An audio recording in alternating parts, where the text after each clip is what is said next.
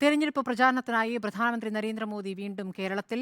V Muraleedharan, Anil Antony അടക്കമുള്ള NDA സ്ഥാനാർത്ഥികൾക്കായി vote തേടാൻ മോദി അല്പസമയത്തിനകം പത്തനംതിട്ട ജില്ലാ സ്റ്റേഡിയത്തിലെത്തും. 3 മാസത്തിനിടെ ഇത് 4ാം തവണയാണ് മോദി സംസ്ഥാനത്തെത്തുന്നത്.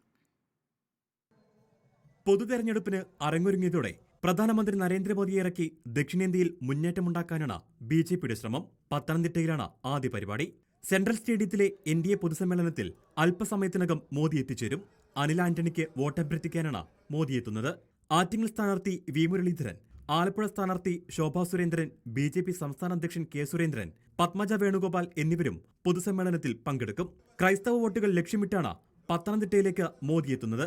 ക്രൈസ്തവ വോട്ട് സമാഹരിക്കാൻ കഴിയുമെന്ന പ്രതീക്ഷയിലാണ് അനിൽ ആന്റണിയെ രംഗത്തിറക്കിയത്. കഴിഞ്ഞ തവണ കെ സുരേന്ദ്രൻ 3ാം സ്ഥാനത്തായെങ്കിലും ഇത്തവണ അട്ടിമറി ഉണ്ടാക്കുമെന്നും നേതൃത്വം കണക്കുകൂട്ടുന്നു. അതേസമയം ഇന്ന് തിരിച്ചുപോകുന്ന മോദി 19-ന് വീണ്ടും കേരളത്തിലെത്തുന്നുണ്ട്. പാലക്കാട് റോഡ് ഷോ നടത്തും. തൃശൂർ, തിരുവനന്തപുരം, കാസർഗോഡ് മണ്ഡലങ്ങളിലും പ്രചരണത്തിന് മോദിയെ എത്തിക്കാൻ നേതൃത്വം ആലോചിക്കുന്നുണ്ട്.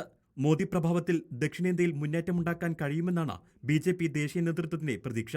തമിഴ്നാട്, ആന്ധ്ര, തെലങ്കാന സംസ്ഥാനങ്ങളിലും വിവിധ പരിപാടികളിൽ നാളെയും മറ്റന്നാളുമായി മോദി പങ്കെടുക്കുന്നുണ്ട്. റിപ്പോർട്ടർ, പത്തനംതിട്ട.